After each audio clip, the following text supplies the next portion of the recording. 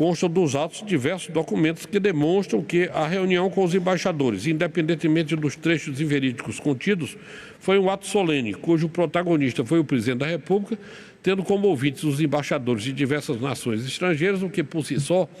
justifica a atuação da referida empresa pública, não lhe competindo, por certo, realizar juízo de discricionariedade prévio acerca do conteúdo a ser propalado pelo representante maior do governo federal. Ademais,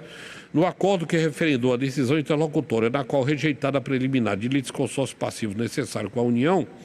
sustentada em razão dos fatos envolvendo a EBC, consignou-se que aquelas pessoas jurídicas de direito público não adotaram qualquer medida voltada para assegurar a veiculação do material, a reforçar a completa desvinculação da competência legal atribuída à emissora de TV com o intuito do primeiro investigante de propalar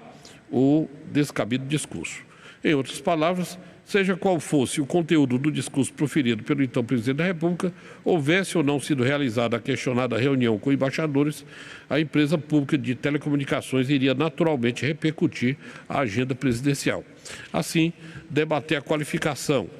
da reprodução da reunião pela EBC como desvio de finalidade só tem sentido caso previamente considerada abusiva e grave a própria reunião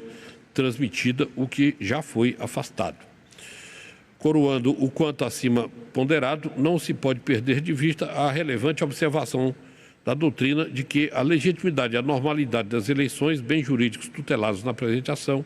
não são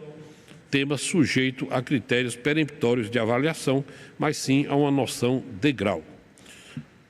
Abro aspas para citar a seguinte doutrina. O problema que se coloca é que, no terreno contencioso, as autoridades à frente da Justiça Eleitoral são reiteradamente conclamadas a examinar a legitimidade de uma determinada eleição sob uma lógica artificialmente assertiva, quando é certo que a legitimidade responde, por natureza, a uma racionalidade gradativa ou escalonada, portanto, contrário a raciocínios categóricos, fundados em lógica binária. Em última análise, a legitimidade eleitoral não veicula uma noção absoluta, uma questão de ser ou não ser,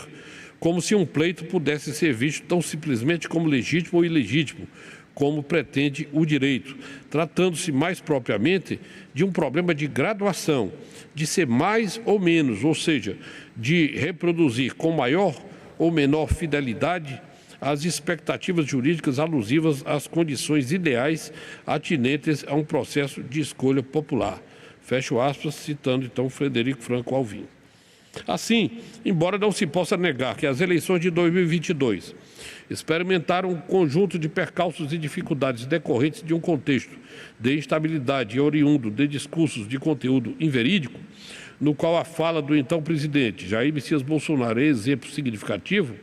há de se igualmente reconhecer que a Justiça Eleitoral foi capaz de conduzir o pleito de forma orgânica, com ampla e livre participação popular, pronta proclamação do resultado e oportuna diplomação, e adoção de medidas suficientes à contenção do que poderia ter se transformado num grave episódio. Não houve a gravidade porque a Justiça Eleitoral prontamente interveio,